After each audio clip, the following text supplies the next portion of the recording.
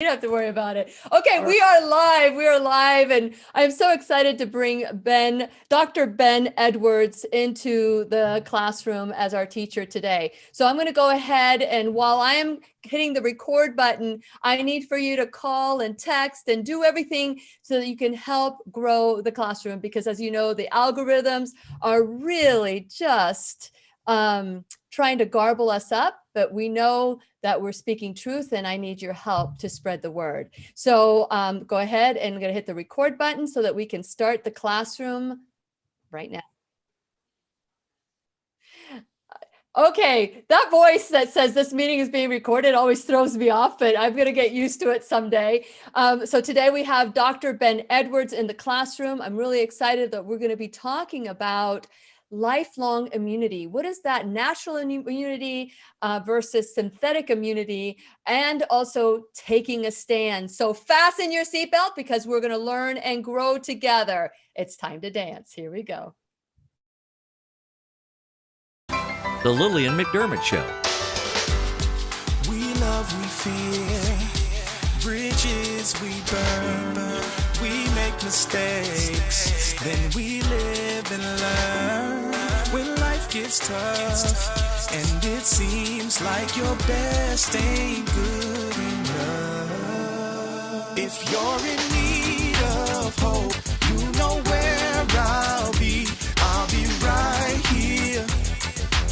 Right here, and when you need a friend, you can count on me. I'll be right here, waiting for you.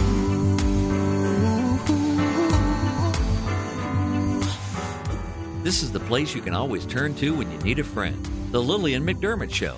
To reach out to Lillian, visit her on the web at whenyouneedafriend.com. Now let's all learn together. Here's Lillian McDermott.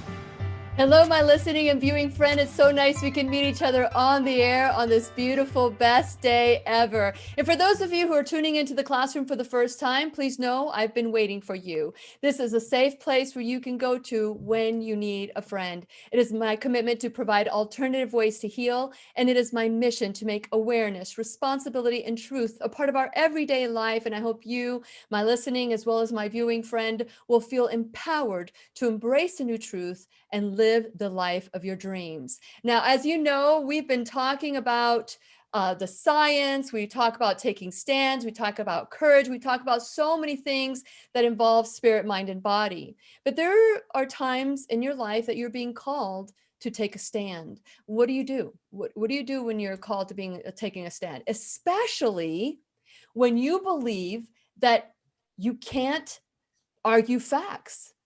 But what if the facts are being garbled up, just like the algorithms on my show? What if that is happening? What are you willing to do to take a stand for truth? Are you willing to defend it? Are you willing to speak the truth and not need to defend? It is what it is.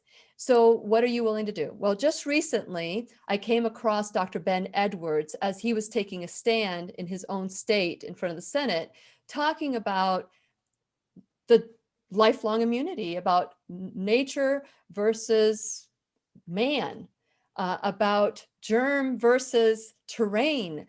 But that's not what he talked about. He talked about some of the things that we're not being told about when it comes to the side effects of the shot. And so that takes a lot of courage, especially when you're a medical doctor. He's a family physician in Texas. And so today we are privileged to have Dr. Edwards in the classroom to be our teacher. And since it is our sole purpose in life to give and receive love and knowledge, I am so grateful that he is here to just do this. Thank you so much, Dr. Edwards, for being in the classroom today. Thank you, Lillian, for the invitation and for letting me dance a little bit. My wife's going to get a good laugh at that. No, that was pretty good. I mean, for someone that said, well, I don't dance unless I have lessons, that you were pretty good. You know, people don't understand that dancing gets us out of our head and really in the moment.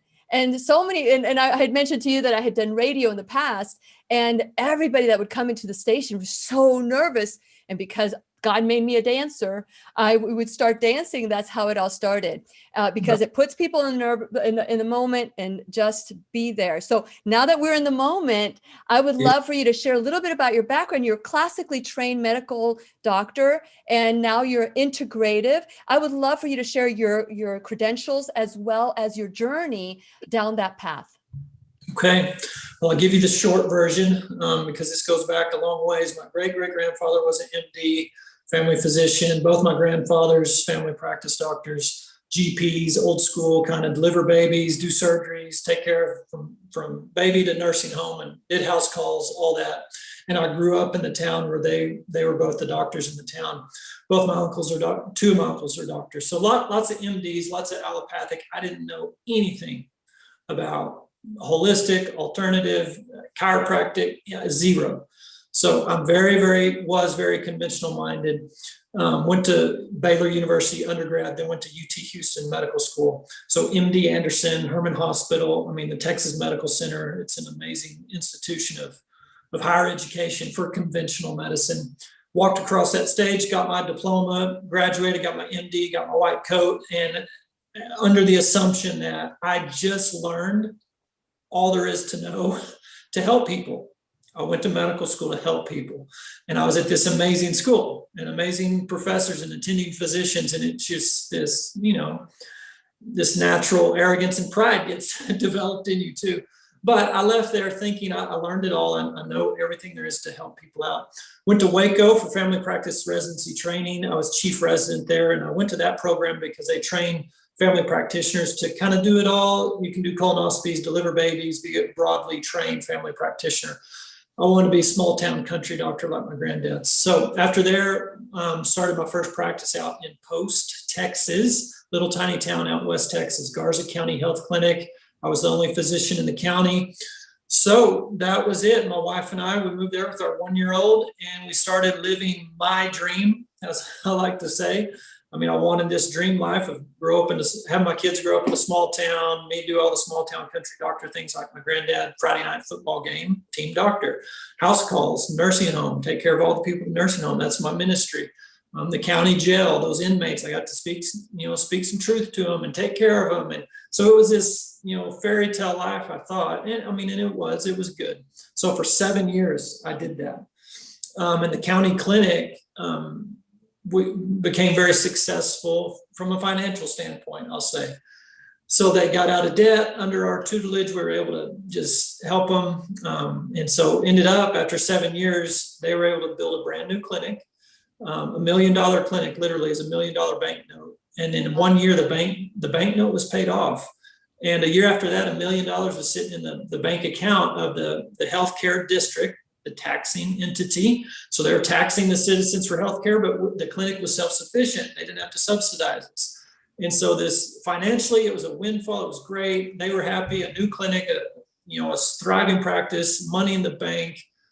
Texas Monthly came and did an article on us. The Washington Post newspaper came and followed me around for a week, put us on the front page. So now we're famous. The money's there. I'm living my dream. The town's happy. I'm happy. Sort of, so I'm painting this picture of, in my thinking, everything's great and everything's just right, how I planned it and dreamed it out. The issue though, looking back, what was the hitch in my spirit was that patients weren't getting better. And at younger and younger ages, I was seeing chronic diseases. I diagnosed a 7-year-old in Garza County with type 2 diabetes. And every year doing the physicals for the football team, I could watch these kids and track them over the years. They're just getting heavier and heavier. Their blood pressures are going up, the asthma and the eczema, and just all the chronic disease. And something just seemed off. But I, again, had no clue that there was anything else besides the prescription pad. So I did that system well, as I was trained to do. But then I think looking back, the defining moment when things changed, my wife and I were trying to get pregnant with our second child. We have 6 kids now, but at the time we had 1. And again, on our plan, we thought time to get off birth control and have our second kid. So we did. And we didn't get pregnant. And we went a whole year without getting pregnant. So officially that's infertility. in the conventional realm. So then we did another year of fertility treatments and didn't get pregnant. And then I came across that verse in Matthew, seek ye first the kingdom, and all these things will be given unto you. And something about that verse, of course, I'd read it, 50 times before, but it hit me that day that there's something here. And I went and grabbed my wife and I showed her that. I said, we need to pray on this verse. And I'm not even sure what the kingdom is, but because I grew up in church my whole life, I knew about the gospel of salvation, but I didn't know about the gospel of the kingdom, the gospel Jesus and Paul were preaching.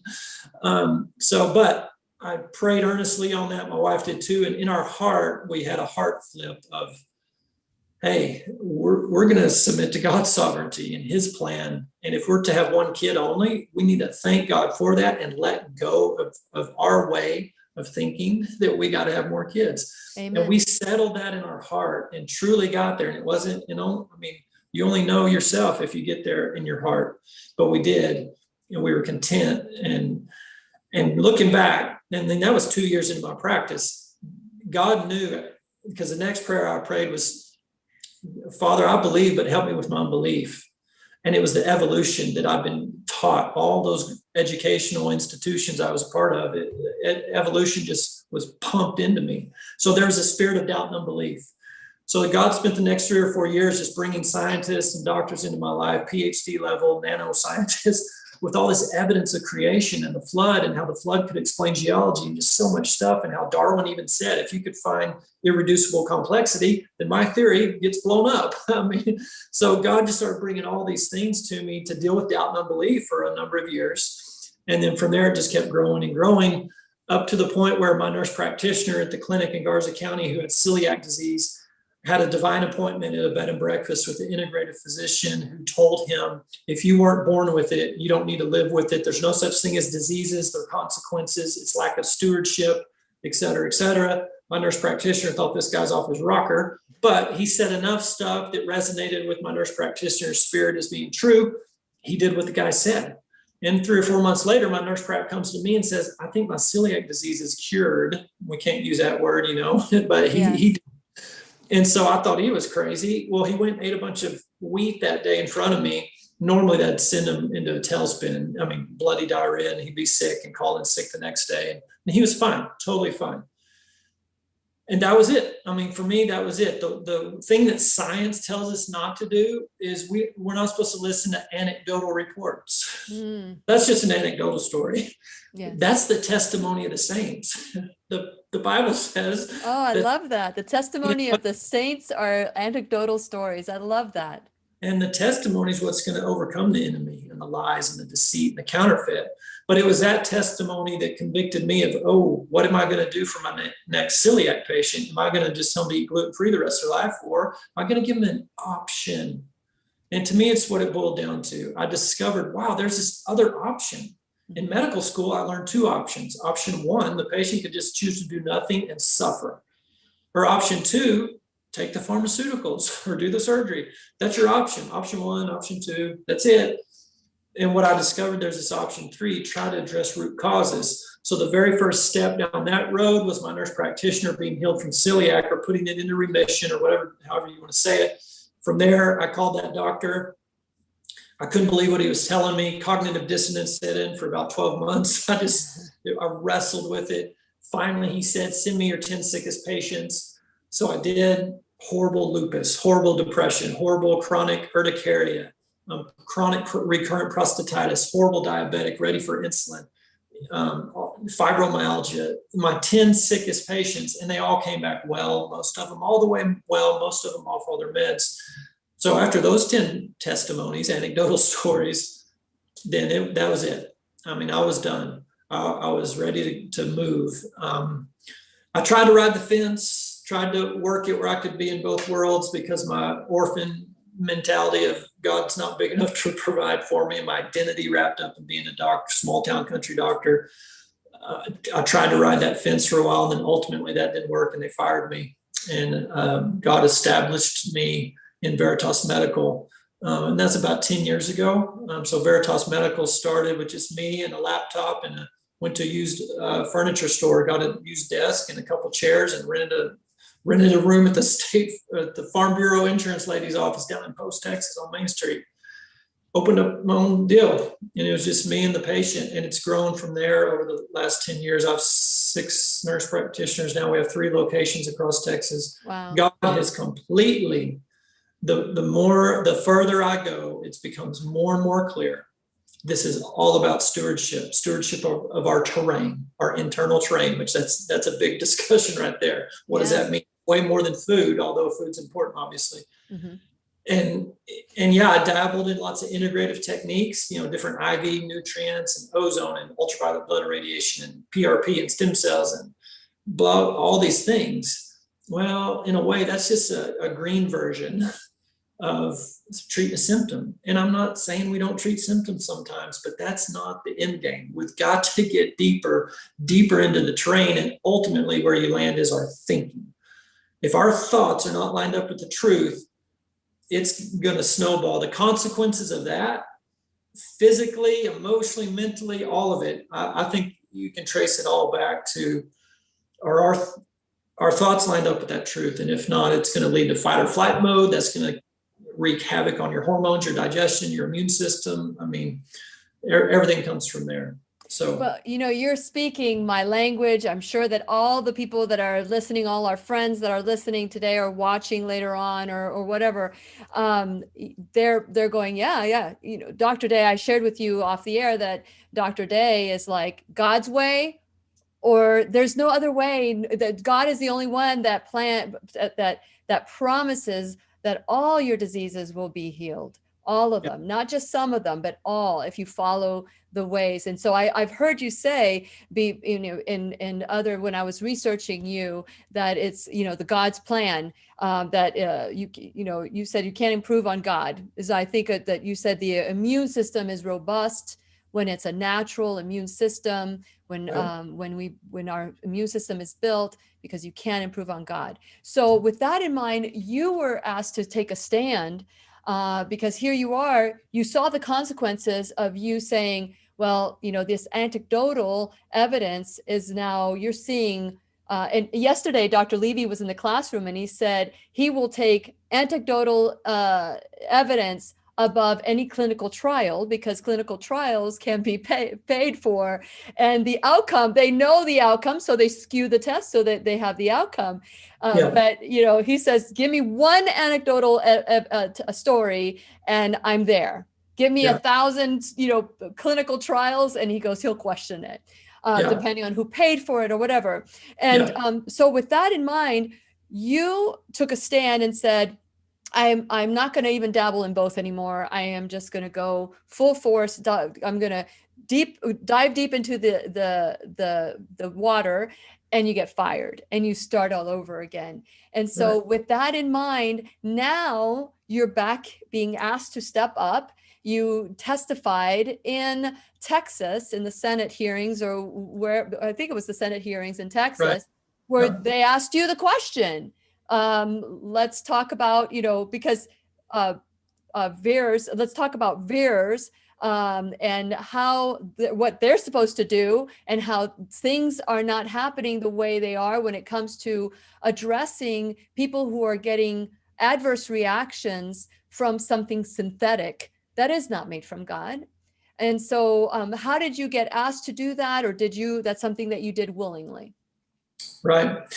Well, somewhere throughout last year, I got invited to be a part of the American Frontline Doctors, and there's a group text, COVID-19 task force and frontline doctor group texting. So a lot of these physicians from around the country who were like-minded in the fact that we think there is effective early outpatient treatment, and there's more to this that we're not being told. So just as being a part of that group, I was introduced to one of the senators here in Texas, and he had introduced this bill to prevent businesses from mandating the vaccine. So he called me about 24 hours notice. He was given that his bill was going to come up to a committee hearing, and he could bring witnesses to give testimony. So he called. I hesitated at first because I don't cast my pearls before swine, or try not to. Sure. I get it. If I'm invited to speak and the people they're open and want to hear the truth, they're inviting me to come speak truth, and they're receptive. God's arranged that. I'm all course, I'm all for it. I don't get into politics too much, or try not to, but I prayed about this, called the men that I pray with, and they all felt like this senator has truth, that he's standing up with truth, and you need to stand with him and just speak the truth. Mm-hmm. So that's what I did. And it was good. I got 5 minutes, but was that the longest 5 minutes ever? It was a little intimidating. I haven't done that before. You have all the panelists sitting there staring at you, and you got this light in front of you, a green light and a red light to go and to stop. But as the scripture said, seek the Lord, pray and discern and listen, and the Holy Spirit will give you what you're supposed to say. And there were some sciencey statistics, things I was supposed to speak to, but then I did want to speak some to guys. We let the spirit of fear overcome us in this country. When you're submitted to that spirit, we don't think right. We make decisions that aren't right. And we have totally forgotten about the natural immunity. We've totally forgotten that God designed us to handle germs. But again, in 5 minutes, you can't say a lot, but that's where I really wanted to go with it, because we've completely lost it. And I'm with Dr. Levy. Science is so corrupted from a medical journal standpoint and evidence-based medicine. And I did make that point in my testimony, that you go back and look at that definition of evidence-based medicine by Sackett, and it's 3 parts. It is, yes, the best published data you can find, but in conjunction with the clinical expertise of the physician and the patient's values or the patient's wishes. And patient wishes trump the other 2, and clinical experience trumps the literature.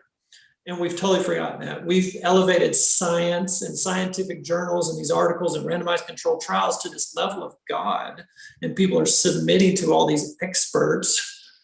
But when you see spirit of fear being pumped through these institutions and so-called experts, that's a huge red flag. Mm-hmm. So right early on in the pandemic, to me, that was the biggest thing. Whoa, fear everywhere. We're under this kingdom of darkness at this point. If you've submitted yourself to that spirit, that's a demonic spirit.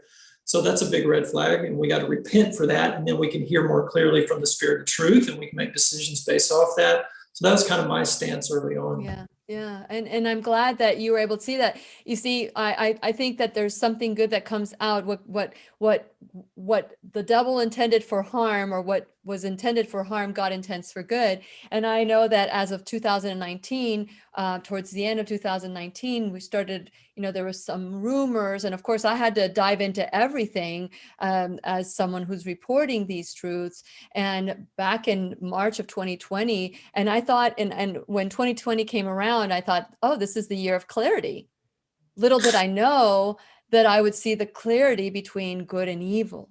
Yeah. I never, ever, I believe the world is good and God created us good, but I never, ever really saw that who's ruling this world versus, what I thought before. I was like, okay, I need to wake up to this. And that's when our classes changed with Dr. Day. We started a Bible study, Book of Revelation, the lessons of the Exodus. And of course we have the DVDs to prove it. And so it's so exciting to see how God moves us all. God moves us all. So when I heard you give your testimony and take the stand, I thought I could tell that this isn't a comfortable thing. But the next time you get to do it, it'll be easier and easier and easier, because like you said, God gives us exactly what we need at the moment that we need it. And you could see that was happening with you. But there are companies out there that are supposed to report on the adverse reactions. The company is called VAERS. It's Vaccine Adverse Events Reporting System. And I remember talking to Dr. Day about the flu. And I said, well, the flu and the death rates of this year. And she goes, who reports the flu? No one reports the flu. I've never reported. She's Dr. Day. She was a doctor for many years, although she was a trauma orthopedic surgeon. But she said, I don't remember any of my colleagues reporting the flu. So how are these numbers getting out there? What is your, concept of how these numbers get out there if nobody's really reporting anything? Right. Well, when it comes to flu, I've looked into this a little bit, and CDC used to, I don't know if they did this past year, I don't think they did, but historically, they would set up testing centers around the country and gather up 100,000 samples or something like that. But 80% of those samples every year are not influenza. They were diagnosed flu and based off symptoms, but they were non-influenza viruses. So adenovirus, rhinovirus, coronaviruses, all these different viruses, these influenza-like diseases. So we see this every year. There's a million different viruses that can give us influenza-like symptoms. And no, we don't typically as physicians ever report those. Now in the conventional setting, because that swab is so easy to do and there's money that you can earn from doing that procedure. And that's what I learned in Garza County Health Clinics, how we became financially so successful. If you do something with your hands as a physician, that's called a procedure, you get paid more. I could sit and talk with you about your diabetes for 30 minutes and get paid $50 by Medicare. But if I pick earwax out of your ear, that's a procedure. I got paid $100 or whatever it was. So I learned to do both at the same time. So yeah, doctors are incentivized that way to do flu swabs. And can we report some numbers out of that? But how accurate are those swabs? Some doctors aren't doing as much. This whole numbers game, it's hard to put a lot of faith in that. And obviously with COVID, there's the major financial incentive to diagnose people with COVID, to label COVID deaths when it, really wasn't. And historically, we would not have put that on the death certificate. So that whole numbers game, you can't even rely on any of that. Obviously the PCR test, I think everyone knows now, with the cycle threshold of 38 or 40, you're at like 80 to 90% false positives. And the cycle threshold really needs to be 17. No one's at 17. So that test, the guy that invented it said, don't use this test to diagnose anything. So it's almost impossible to follow any numbers. And that's why you got to follow all-cause mortality. How many people died this year? How many people died last year? How many people die yearly, the past 10 years, 20 years, 30 years? And when you look at all-cause mortality in all these different countries around the world, 2020 was no different than, the Hong Kong flu and whatever year that was, 68, I think, was higher than this one, deaths per 100,000. And there's multiple spikes like that. So some years, it's higher and some lower. This past year, it's going to be even harder to discern because I've read so many studies on death from lockdown. How many people died because they didn't access medical care or because of anxiety and depression in this lockdown state? 100,000, 200,000. I've seen all kinds of different numbers just from the lockdown, not COVID. So, it's almost impossible. And a status, you follow statistics too much, you'll get off in the weeds. And so to me, it's highlighted the fact that every word in that book of truth, the Bible's true, and we need to trust it. The world is ruled by the prince of this world. So we should expect these systems, and you mentioned VAERS, so the Vaccine Adverse Event Reporting System, set up with the National Vaccine Injury Compensation Program back in 88, I think 86. And historically, it's only reported on 1% of vaccine adverse events because doctors don't even know about it historically.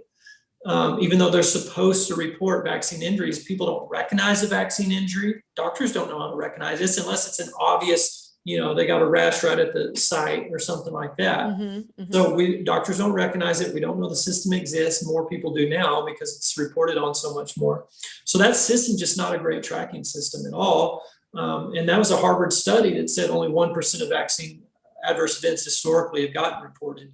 It's probably higher than that now, but I've heard reports that different VAERS report ID numbers are being pulled off, even to the tune of maybe 200,000. I can't corroborate that. So there's no telling. I know that it's close to 6,000 deaths that have been reported. And normally you pull a vaccine or a medical product off the market at a couple dozen deaths tops.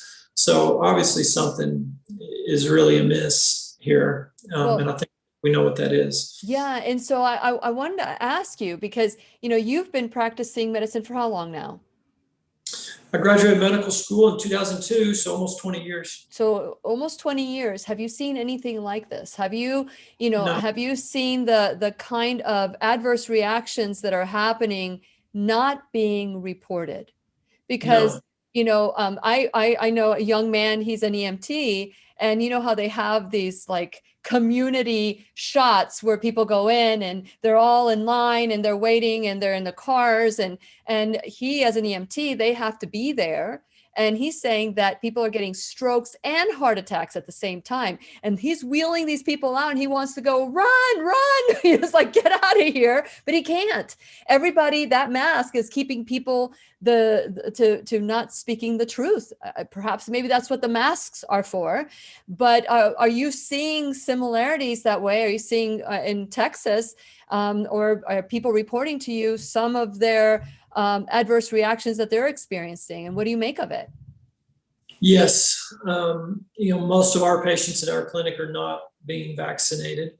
They're making that informed choice to not do that. But I'm getting reports from many, many patients, from friends, neighbors, family members. One person reported that a group of ladies, probably in their 60s, from a little town outside of Lubbock, all went to get their vaccine, kind of a little vaccine party. Now we can go play with our grandkids. And 5 of those ladies were dead within a week or 2 weeks, from a heart attack, stroke, sudden death, didn't wake up, died in their sleep. Those aren't being labeled as related to COVID now, or to the vaccine. I can't say they were either, but it should sure raise a huge red flag. Our index of suspicion should be very, very high, especially if there's no pre-existing condition. Yeah. And that's what's tricky about this. These thrombotic events, pulmonary embolisms, strokes, heart attacks, all these vascular clot events. Those can happen. But an orthopedic surgeon the other day from San Antonio contacted me. We're talking about these clots in his patients that have had knee surgery. And he's seeing clots at a rate he's never seen before. Wow. So we hear all these reports, again, anecdotal, but there's enough of a pattern there. And now the young people, the more and more reports of young people with various, some have died, but lots of injuries, and a lot of them paralytic neurological injuries, tremors, blindness. It's really devastating that any young person, these colleges that are requiring it, or else you have to keep a mask on, which it's clear the masks are not effective at all. And actually, if they were, we'd be done with this 6 weeks. I'm saying 6 weeks. No, at the beginning of last year, after 6 weeks of lockdown or wearing a mask, we wouldn't have had to do it anymore. Right. And young people aren't affected by COVID-19 hardly at all, especially little kids. I think 200 plus 250 kids died the entire time, and they were mostly, or if not all, had pre-existing conditions, severely premature, undergoing chemotherapy for cancer or whatever. Yeah. So this doesn't affect kids. Why would you submit to experimental, not FDA authorized, new technology? Historically has not been able to roll out because of adverse events in the animal studies historically. Skip the animal studies this time. It just makes no sense at all. And that's why people have to get a spiritual perspective here. Otherwise you'll go crazy. That's right. That's right. And I know that there's a doctor, and I don't know if she's also in Texas. Her name is Dr. Rochelle Walensky. She is pushing that children get vaccinated, but I don't call this a vaccine. It's not a vaccine. The only thing that it resembles to me as a vaccine is that they have no liability whatsoever. It's the only thing that I find a parallel for. So I just think it's really sad. Do you want to say anything about that? I was going to say some report or data came out. It was Pfizer data out of Japan. I think it's a Freedom of Information Act, or somehow this data got out that showed this mRNA that they thought and hoped and guessed, and these experts told us it would just stay in the deltoid muscle, and then the spike protein that would be produced would just stay in the cell membrane. It wouldn't break loose. It wouldn't float around the body. Well, that data shows clearly, it does come out of the cell. It comes out of the cell membrane. It floats around the body, goes to the bone marrow, goes to the spleen, and it goes to the ovary. So these young kids, girls, it's unbelievable that we're not only allowing it, but encouraging it / almost enforcing it on a population that's at no risk. And that's without even talking about the therapies, hydroxychloroquine, ivermectin, hydrogen peroxide, 10 other things that are natural that no one's talked about, because we sure can't talk about those. But even if you just stick with the 2 pharmaceuticals, that's not even considering that. Pulmicort, the budesonide you inhale. So not only is the survivability of this 99.99% for a young person, but that's without treating with those therapy agents. So why any doctor, but it's all about programming and propaganda. And if Yes. you're listening, if your sources of input are these conventional institutions that are influenced and corruptible, then you're going to think a certain way. If you're using that TV as your source of information, obviously you're going to think a certain way. Like I said, I walked across the stage, medical school, got the diploma, and was under this deception that I learned it all. My heart was good and right, but I was deceived, and I learned it all. And I can trust these medical authorities and all these institutions where I should have had discernment on, these are institutions of man.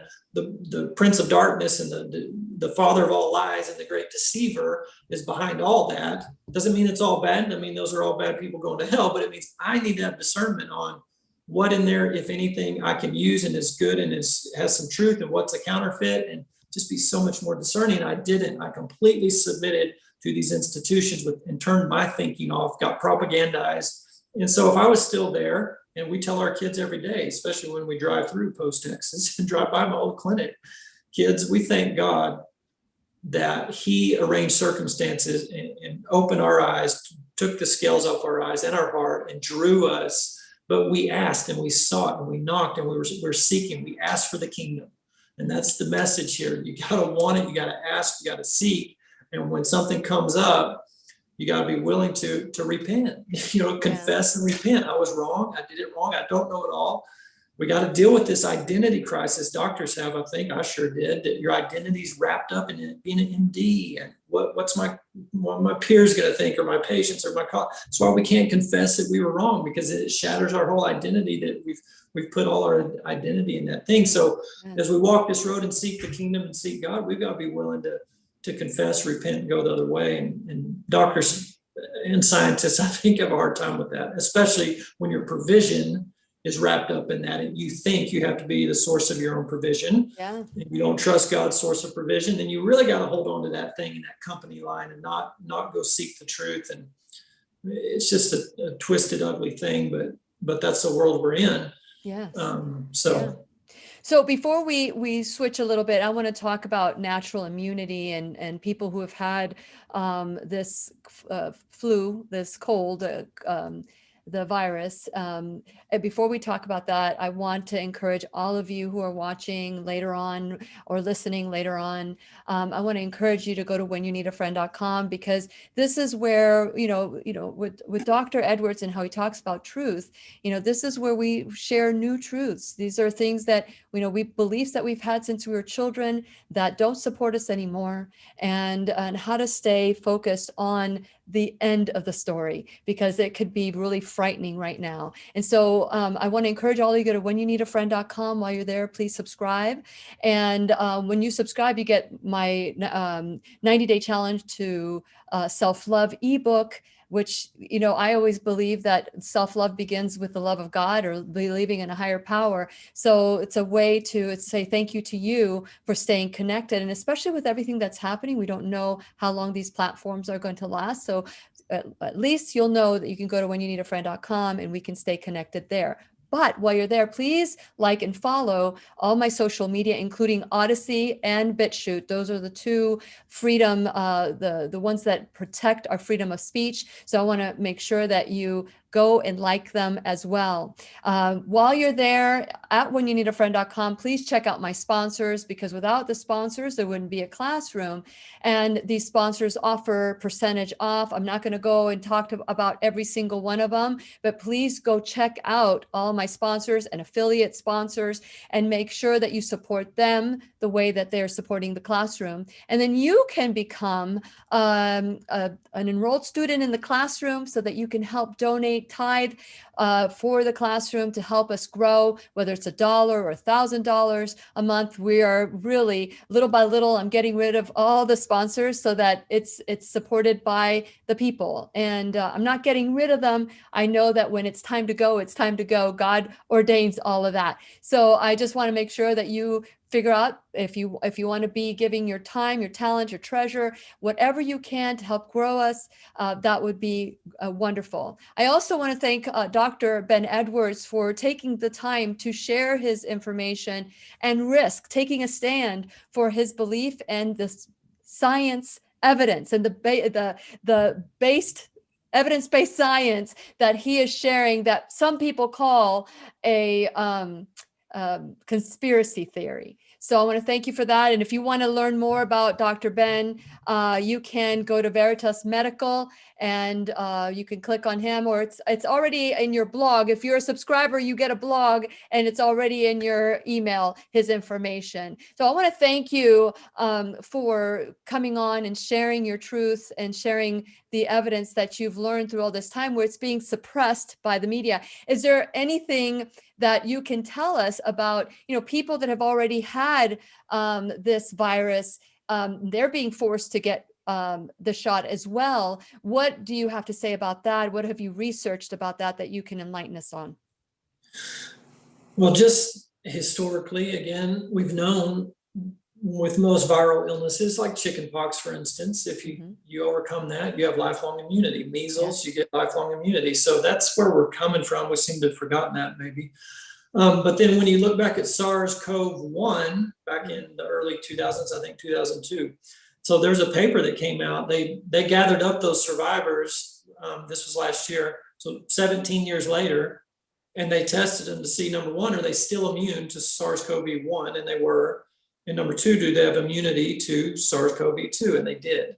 So that was pretty good evidence to go along with what we've always historically thought and have known and learned, that you'll have robust immunity for decades probably, and maybe for life for this SARS-CoV-2. And that I want to also say the difference in the genome between SARS-CoV-1 and SARS-CoV-2 is about a 20% difference. So that's a pretty significant difference. All these variants that are coming out, they're trying to bring fear back over people with these variants, are somewhere between 0.1 to maybe 3% difference.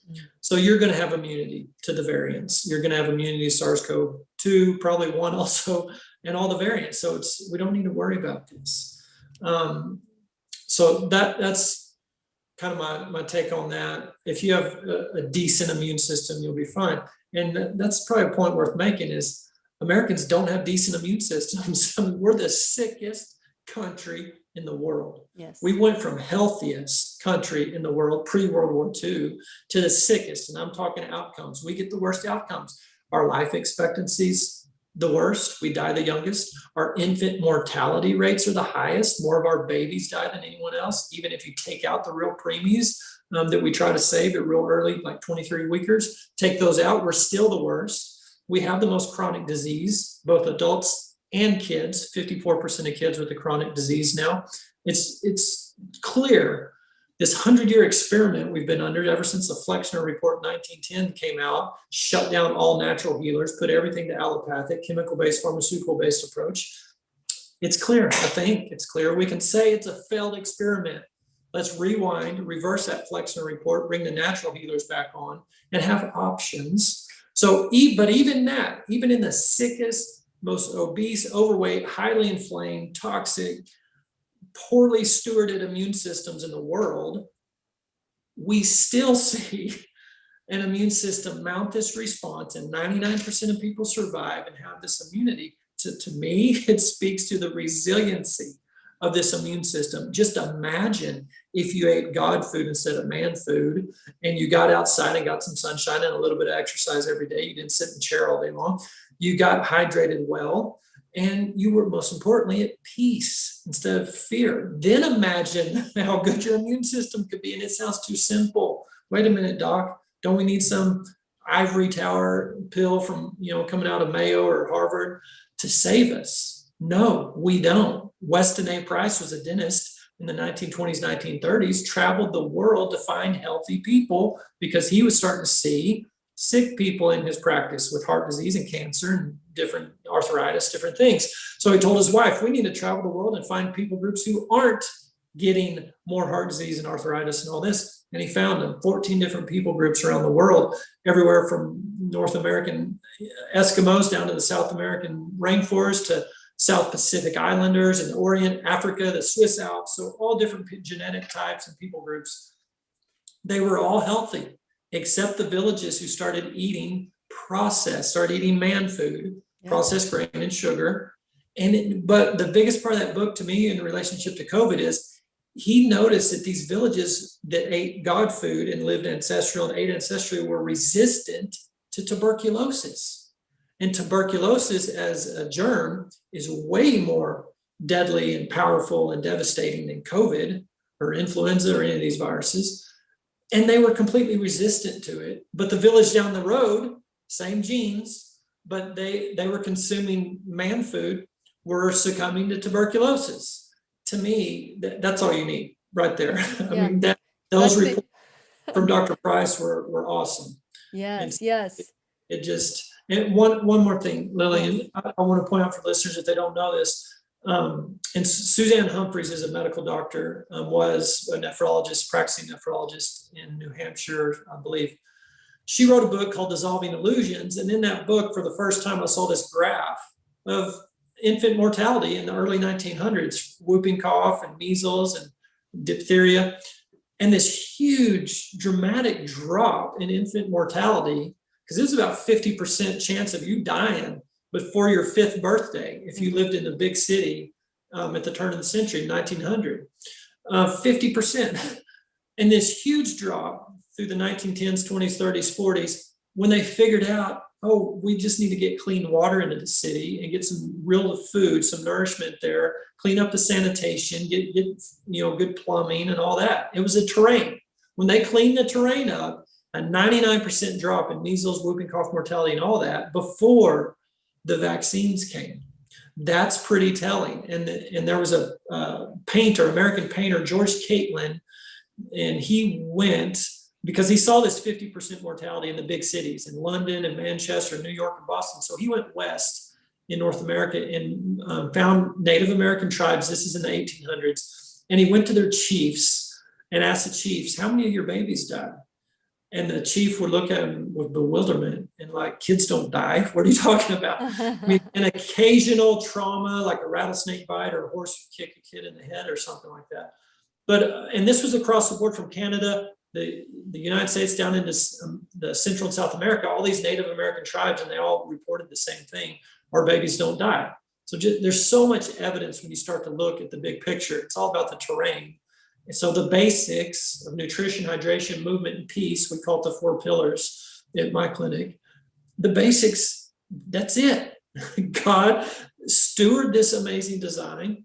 It'll work way better than any artificially induced synthetic form of improvement, I'll put in quotes there, that man could come up with, in my opinion.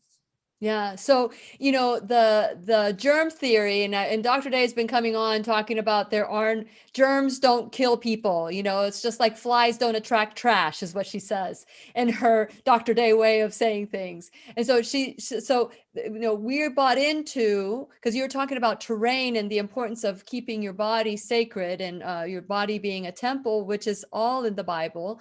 And so when you're talking about the germ theory, you're also saying that it's not the germ that's killing us, it's the immune system that's been destroyed by the way we've been living our life.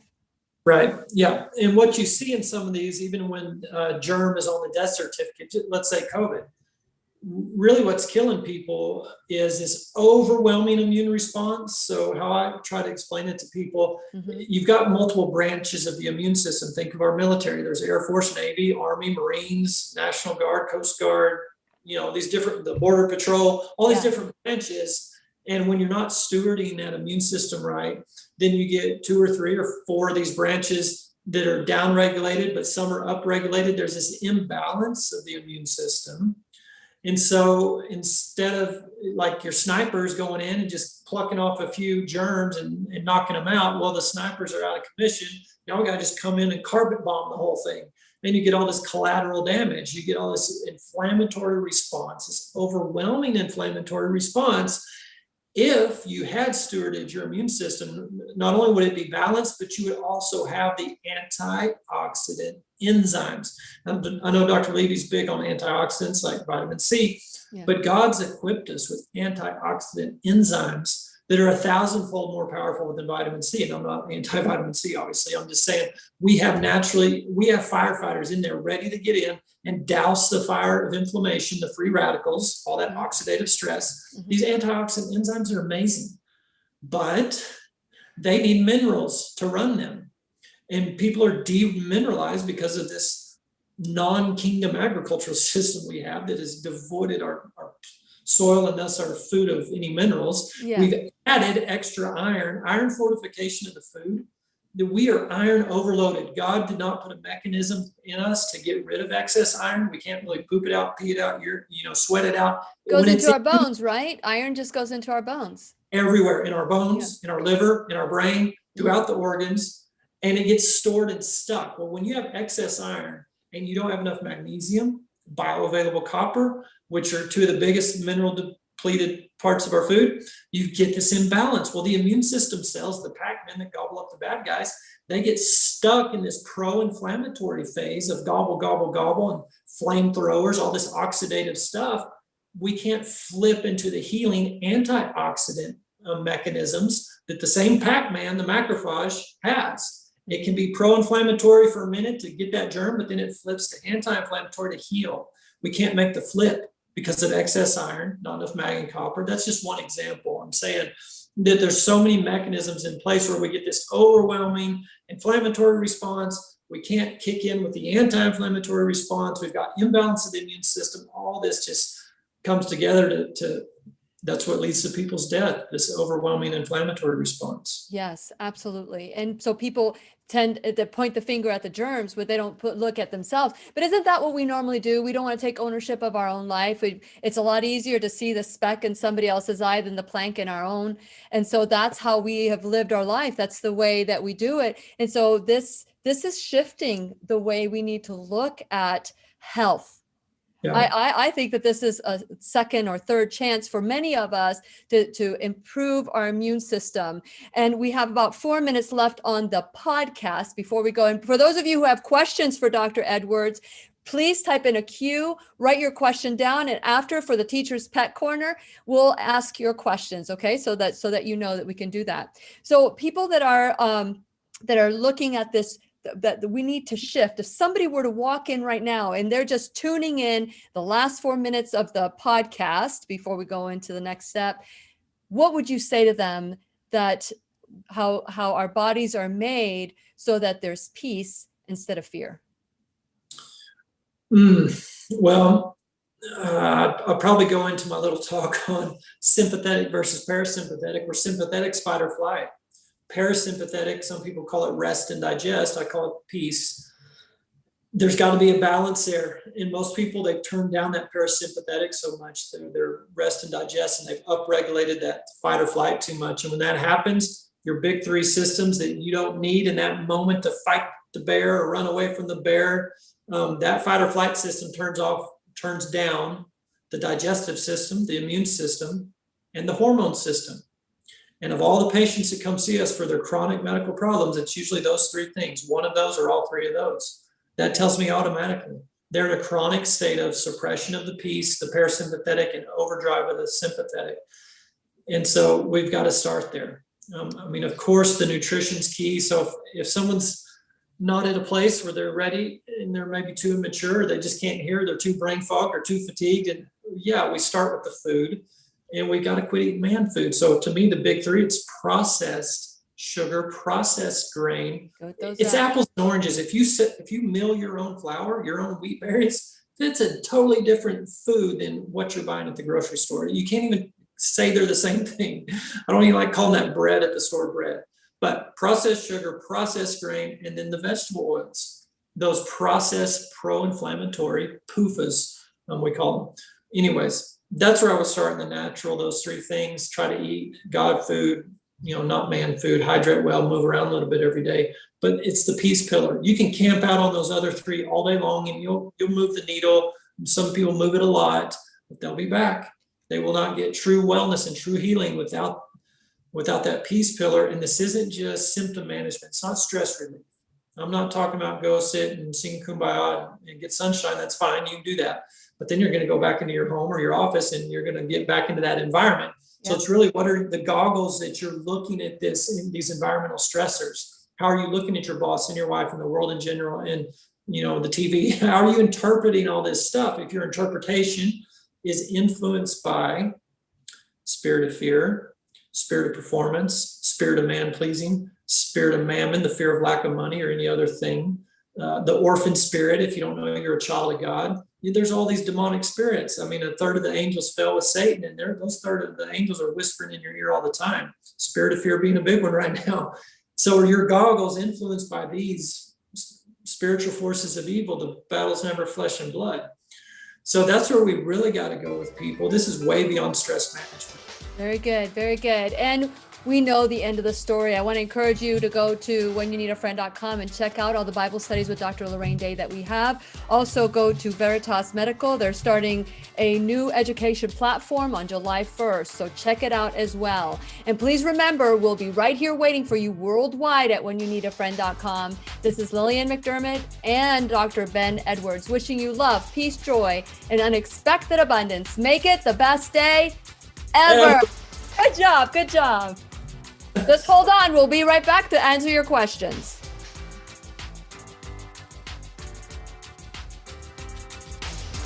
The opinions and advice expressed on the Lillian McDermott radio show are intended for the individual callers and guests on the program and are presented to our wider audience solely for general educational purposes. Please act responsibly and consult personally with your own medical, psychological, or nutritional expert before taking any steps to improve your life. Okay, so I know that many of you, I had mentioned this yesterday. I didn't see anybody's questions yesterday. So if you have a question, go ahead and type in a queue.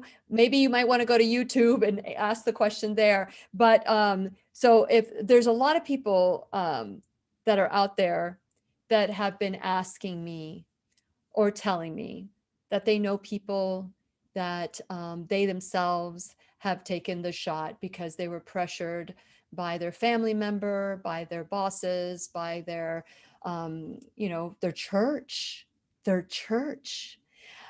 pressured by their neighbors, wanting to look good, caring more what man thinks than God thinks. And so what is your advice for them? Because there's some reports that are coming out that are devastating. But at the same time, we know death is temporary for God. We know at the end of the story that we will all be together. And so what do you tell somebody as far as how to build their immune system after they've injected something synthetic into their body? Oh, you're muted. You're muted. Here we go. There you go. Everyone's unique and individual, so I would try to discern where's this person at. I sure don't want to be a portal for a spirit of fear to come in to them, but I would probably start with, hey, you really need to consider, why did you get the shot? Did the Holy Spirit lead you to do that, or did some other spirit? Because God's after your heart. So if this is a circumstance that he's able to use to highlight this thing, where was your thinking, who influenced your thinking, and repent for that. So that's number one. I might start there, depending on the person. Medically speaking, I would really talk about ivermectin because it binds the spike protein. It prevents that spike protein from binding to the receptor. And this is how a lot of the damage is being done, it appears, because the spike proteins, it's a deadly protein. We thought it would stay in these cell membranes. It doesn't. So that's it appears is driving all this adverse reaction, death. So I would consider a prophylactic ivermectin dose, once or twice a month. Even if you're not sick, just be on it. It'll help bind that up, is my guess. And then number two, pine needle bark extract. You may have heard about some data coming out. If you brew those pine needles into a tea, that may have some effect on blocking this spike protein and even the transmission of it from vaccinated to unvaccinated. But bottom line, it's the same thing. You get down to God food, not man food. Hydrate well, move a little bit every day. People don't give enough credit to this moving thing. Sitting's a new smoking. And when you don't move, when you sit all day long, your lymphatics get stagnant. You can't get rid of these toxins. The body's probably trying to get rid of the germs for sure, but even the spike protein, any toxin, but it can't do it through your lymphatic system because there's no pump in that system of vessels, lymphatic vessels. You got to move. Get up every hour and just walk around a little bit. You don't have to do a crazy workout all day long, but move, hydrate well. That's another big one people don't give enough credit to. So it really is the basics, Lillian, in my opinion. Now, could you add extra things like what we do in our integrative clinic here? There's a really cool intravenous light therapy called ultraviolet blood irradiation, boosts the mitochondrial output. It really modulates the immune system. yeah, we would probably do some of that, especially if someone had a chronic disease. So you could consider finding a more holistic or integrated practice and see, do they have ultraviolet blood irradiation? UVBI is the initials. Do they do ozone intravenously? Equip yourself at home with a nebulizer. Nebulized hydrogen peroxide diluted down. At 3% food grade, you dilute it down. With a drop of iodine in there. There's these home remedies like that when you do get sick. So you put a drop of iodine. Did you just say put a drop of iodine in the nebulizer with hydrogen peroxide? Right. Yes. Yeah. It's your natural God-given germ killer. We rub iodine on people's belly before we cut their belly open for surgery, but it's the one bromide. So there's chlorine and fluoride and bromide in that column of the periodic chart. The fluorides, they're the halogens. But iodine's the one for the human body. Most people are iodine deficient. So do kelp, seaweed, sea vegetables in general, and get some iodine that way. But they do make what's called Lugol's solution. And we use that. You can do that. You can nebulize that. Really? I didn't know you could nebulize that. Dr. David Brownstein really kind of promoted this and perfected this protocol of diluting the hydrogen peroxide with normal saline and doing a nebulizer. He got censored for that, of course. So then he went and published a paper, got it peer reviewed and published, and went back to the FDA with that. And they still said no. I mean, it's crazy, but yeah, it is crazy. And like you said, it's been happening a long time for a long time. And by this generation, we're just used to we're indoctrinated. If you're sick, go to the doctor. If you're sick, go to the doctor. But the number one healer, as Dr. Day says, the only one that promises that you will get 100% well is if you follow God's way. And she's a regular in the classroom. And again, I want to really point you into the New Truth series that we started at whenyouneedafriend.com, where we have online and DVDs for her Bible studies that we've done. One of the things I've heard of the pine needle bark, but at the beginning, I loved how you said, I don't want to plant the spirit of fear, because there's a lot of what if scenarios out there, what could happen because of the people. And we've seen that the head of the research and development for AstraZeneca, he died of mad cow disease. One would assume that he had received the shot, but the stories get bigger and bigger and bigger. Yeah. And so I have been, not too long ago, in 2019, I had explantation surgery. I had implants removed.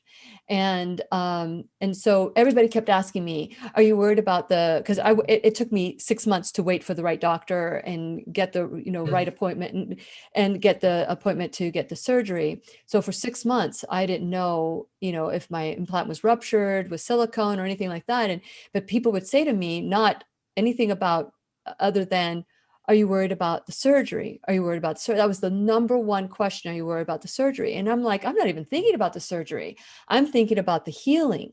I'm thinking about the surgery is ends to the means. That's what I have to do to cross to the other side and focus on healing. Well, I'm seeing a lot of this right now with all this hypothesis of what could happen, because nobody really knows. Yeah. And so I just recently heard about this pine needle bark, and I'm thinking, is this real, or is this somebody trying to make a buck? Or and I love the fact that you said ivermectin, and that makes sense, because if spike proteins is that's what is supposed to be getting us, to reduce and balance it out. I wonder if ivermectin could be the antidote if anything were to cause more damage. Yeah, I've told all my nurse practitioners, if they do have a patient who's been vaccinated for some reason, that's what we're going to do. It's an educated guess, but I think there's enough evidence to point to that's something to strongly consider, is to put these vaccinated folks on a prophylactic ivermectin. But it's also a good time to just remind people, God's sovereign no matter what. This whole thing hasn't knocked God off his throne. I believe God's in charge of the day he created you and put you in your mama's womb. Even before that, he knew you.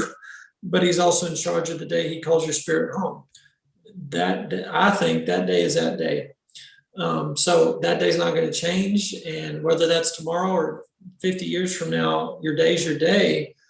What is it today that you need to do to recognize where you've been blinded, deceived, the liar, the father of all lies has lied to you? Because ultimately God wants us to represent him here in the earth while we are here.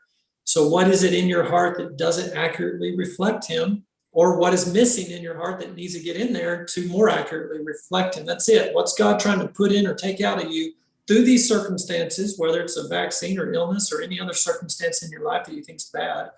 That's a baptism by fire. And it says, John the Baptist said, I'm baptizing you with water, but there's another one coming, baptizing you with the Spirit and fire. So if you're in a fire right now, look to God and ask, what is this that you're trying to work into me or work out of me? Because while I'm here, my number of days are set, and while I'm here, I want to represent you well. So this maturation process spiritually is really, to me, what this whole life's about. So don't get too sidetracked on, oh no, I took the vaccine and I could die this fall when coronavirus comes back.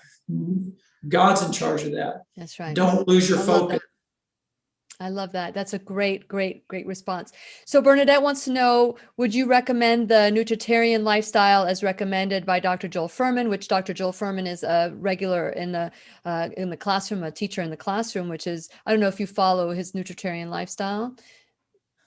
And let me just finish the question, as well as recommendations by Dr. Dean Ornish, Dr. Michael Greger, and Dr. Neil Bernard. So those are more of a plant-based lifestyle. Yeah. So here's my answer to that, because the short answer is I'm on this entire spectrum. As far as advice to patients, what I've found is this whole spectrum from plants only, but all the way over to carnivore. Now, I'm not a carnivore guy, but I had a lady come to my clinic. Oxalates, phytates, lectins, glutens. I mean, like plants, she couldn't eat a single plant. Now, God's original intent, obviously, we know from Genesis, this is what I gave you to eat. But then later in Genesis, coming off the boat, off the ark, it says, well, I gave you those plants to eat, but now you need to eat this meat. I almost took it as like, y'all are going to screw up this land so much, and these plants so much, and you're going to be so stressed. You're going to kill your microbiome, and it's the bugs in your gut that help break down the gluten, the phytates, and the lectins. You're going to be so stressed out, you're going to shut your stomach acid production off. Because 50% of your stomach acid cells that pump out your stomach acid, and we need a lot of acid in our stomach. A pH of 1 to 2 is normal, but stress shuts that down. So now our pH is a 4 or 5. Well, that affects our peristalsis and our gallbladder function and our pancreatic function and all these enzymes that are supposed to break the food down. Because of all this stress and poor stewardship of God's kingdom, thank God knew there's going to be people that can't even tolerate the plant. So I had a lady like this, and when she didn't only meat her animal products, her inflammation calmed down. So it was used as a therapy or a tool for a season in her life. Yeah. And so I can't ignore these testimonials. Now, I'm not doing that with everybody. I'm not pushing that for everybody. So to me, it's individualized. I think we know God's original intent, and why the meat, and do we need to try to get back to original intent? So we're the whole spectrum, all the way from plants way over here to carnivore and everywhere in between. People talk keto, they talk ancestral, they talk paleo, they talk primal, they talk Whole30. I mean, real food, God food, not man food. And then where's the Holy Spirit leading you? And in your healing journey, it's probably not going to be, I do keto today and for the rest of my life. And that's been a big mistake with a lot of our patients. They get some decreased inflammation and improvement, and they get stuck there forever. And they're submitted to this medical provider. It's in a medical system, and you don't think for yourself anymore. And the doctor is going to tell me everything. No, even if it's holistic, the doctor can give you counsel and recommendations, but ultimately you got to follow the Spirit's leading, I think. Totally agree. And that's what I like about the nutritarian lifestyle, which is, you eat, the food that God created, basically as whole as possible, and 5 to 10% animal products if needed. If that's something, so I love the flexibility where it's not, you got to eat this, and then all of a sudden you become that becomes your identity. And that's when that gets dangerous, when you're, the way you're eating, it becomes your identity. And so that's what I loved about the nutritarian lifestyle. You focus on nutrients. Let's Yeah. focus on nutrients. What are the nutrients that you need? So, Yeah. but I love the fact that it's not one size fits all. It is Right. not one size fits all. And Yeah. so we have Tina has a question. Thank you for typing in the queue because I can't read what you guys are the comments that you're making. So she says, she said, hello, can I use iodine drops if I'm allergic to injected iodine? In my experience, I'm just going to say educational purposes only. A lot of times it's some other stabilizers or other things in the injected iodine that's the issue. So I would start with food. So do some kelp or do some seaweed or some sea vegetable, see how you do with that because there's iodine in that. Are you using iodized table salt? Are you reacting to that? You could try the iodine drops on your skin, see if you have a skin reaction. Well, there's some things to do to try to discern that. But the iodine drop, was it Lugol's what you were talking about? Lugol's, Lugol's. Lugol''S, Lugol's. Because I'm taking the 10 drops a week of Lugol's. I think it's it's the higher percentage. Right. Is that something that I could try on my wrist to see if it absorbs or not? Yes, you can. Your skin is your biggest. Can I use that to check it out? What goes on your skin goes in the body. How much goes in the body, that varies. But for sure, absorption through the skin, we know chemicals go through, and obviously bioidentical hormone creams that people use. So yes, you can apply that topically. So if I put one drop in and it doesn't absorb, I don't need iodine? Is that what the theory is? That's the theory. I don't know, the accuracy of that. I can't say for sure. Yeah, so I've been taking the 10 drops, but it's interesting that you said the nebulizer and that I didn't even know you knew Dr. Levy's work. And so we've been glad to have him on twice. He came on to talk about vitamin C. Yesterday we tried, because he mentioned hydrogen peroxide and everybody went, whoop. And I got so many questions about hydrogen peroxide because he talked about, helping people that have had like advanced stages of COVID with hydrogen peroxide, as opposed to all the antibiotics that they pump into them. So another question from Tammy, she says, instead of the pine needles, can I use pine essential oils? Good question. Good question. I don't know exactly which chemical in the pine needle has the effect, so I can't say for sure on that. So have you seen the test on this pine needle bark? Have you seen that? There was a paper written on it. I think you can probably just do an internet search for that pine needle extract. I saw it with Natural News, so that'd be Mike Adams. I think Mike Adams interviewed Jeffrey Prather, and the paper was talked about on there and linked. Yeah. No, I'm going to research that and see a little bit more about that because it's so new. And we don't know what we don't know. And that's it. Right. So we have one question from Kaiva. What would you recommend for treating or helping with Parkinson's for an 85-year-old man? What a great question. And I think I know what you're going to say.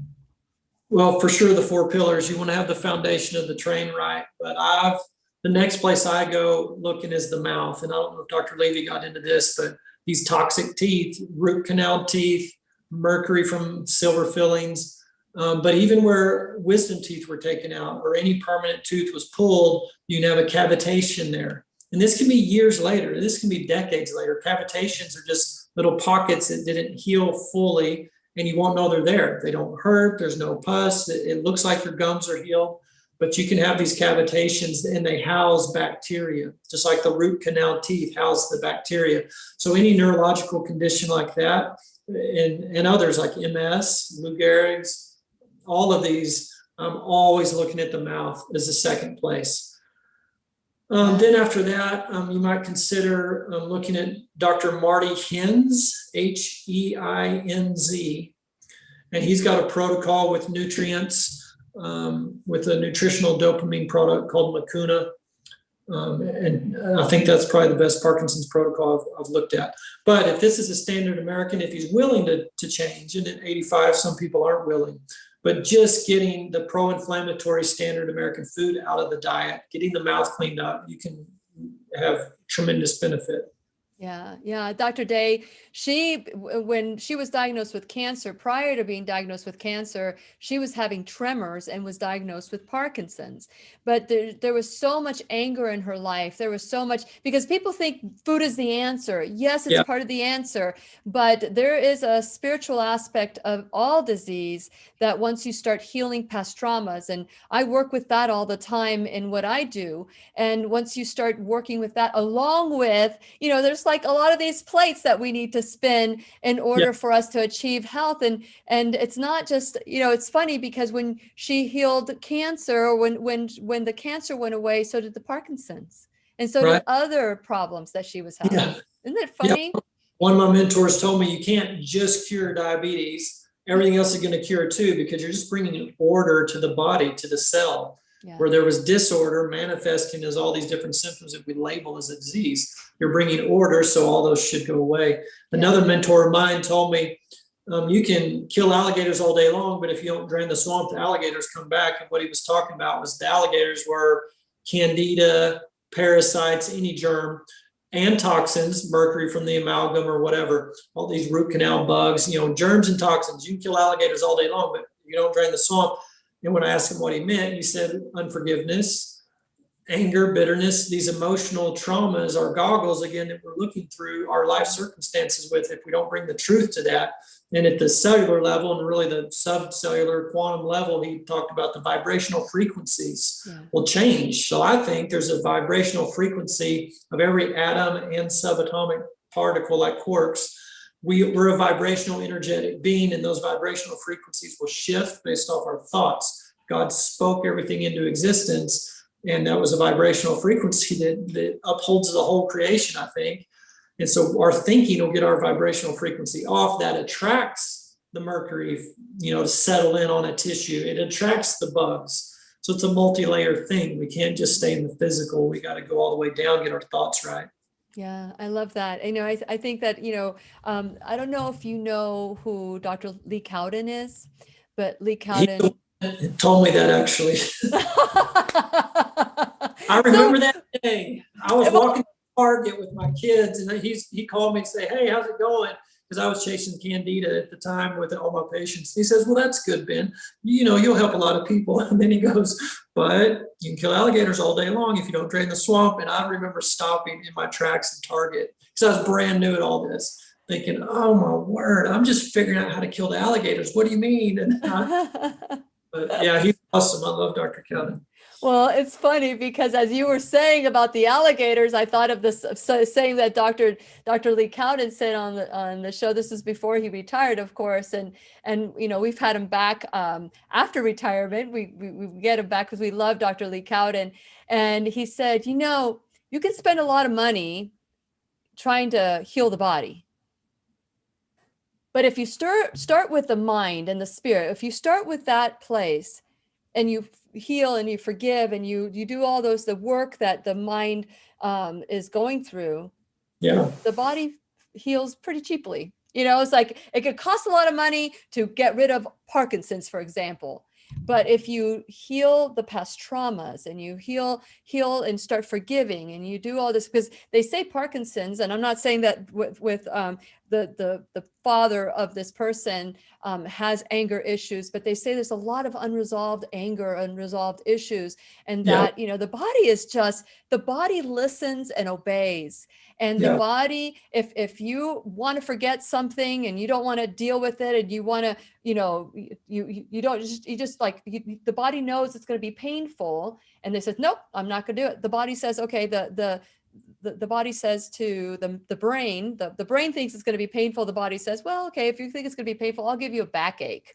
That way you'll deal with something that's painful, but you're not dealing with the source. So it's interesting in how the mind, body, spirit works together. And that's something that I discuss in my workshop. The weekend workshop is going to be September 17th, 18th, and 19th. But so if you're interested in it, go to whenyounneedafriend.com to learn more. But it's amazing that once people start realizing the connection, how the healing just happens. Yeah. Addictions go away. Yeah. The acknowledgement. Time. And the sad part and hard part is we're so disconnected in this Western society in particular. especially when we expect the doctor is going to treat and cure us. Mm-hmm. We're so disconnected. When you tell a general standard American person that, it's just like, okay, you're crazy. And that's how far the enemy's gotten us, far away from the truth with all these counterfeit systems in the world. So it's sad. Well, I do think that it is sad, and it's interesting how the standard American diet would be sad, the acronym for that, and so I am so grateful to you. I know that you have a busy day, and I'm very grateful for your time today. Thank you guys all for watching, and please share this information with the people you love, because have you found that when you talk to somebody, Dr. Edwards, that at first, maybe they get angry with you and maybe reject it, but if they hear it again and again and again, they might, after maybe 8 or 9 times of hearing it, lovingly hearing it, they may turn towards it and start healing the right way. Yeah, definitely. I mean, and in love, speak the truth in love, be discerning, you let the Holy Spirit guide you. And probably your biggest testimony is going to be your own life, how you're living and not only physically healthy, but just your spirit will be obvious when you have Christ in you and you're maturing. You'll be able to walk through these crazy times and be at peace. And people will come to you and say, how are you so peaceful? Aren't you supposed to be stressed out right now? So, yeah. That reminds me. And when Jesus in John, Jesus was saying, what should I say? Should I say, Lord, Father, take this cup away from me? And the answer is no. You were created for this so that you can glorify the Father. And so this, I believe, eventually will glorify God. And everything that we do, we will glorify God. And we have to stay connected to the end of the story, which is God wins. And I look forward to that glorious day. But the in between, it's like, let's get it over with, that in between is like, let's get it over with. So thank you so much for tuning in today. Thank you, Dr. Edwards. Again, it's veritasmedical.com. And I had mentioned earlier, really quick, the education platform, which is really health coaching, starts July 1st, possibly. You want to share a little bit about that before we go? Yeah. So we've got a waiting list to get into our medical clinic till I think December, January. And, obviously this isn't about medical, it's about the diet and lifestyle. So, God was really pressing on me to create another avenue for people who are seeking our counsel to come in. So we've got these wellness navigators, we call them. They're basically health coaches. And so everybody's going to come through this program. Even if you want to be a medical patient, we're going to say, no, you're not allowed to, unless you graduate through our education program to teach people the diet and lifestyle approach. And if they need medical after that, fine. But we'll be able to do this across state lines and international lines. So because it's not officially practicing medicine. So we're excited about it. Well, best of luck to you there. And eventually you have to make those choices. I'm not going to keep taking your money if you're not going to listen to what you need to do, because it's just a waste of time. Like Dr. Cowan said, first get your mindset together, and then everything else will fall into place. So thank you so much, everybody, and I look forward to if you have any questions, feel free to send questions, and we'll get them to Dr. Edwards as well.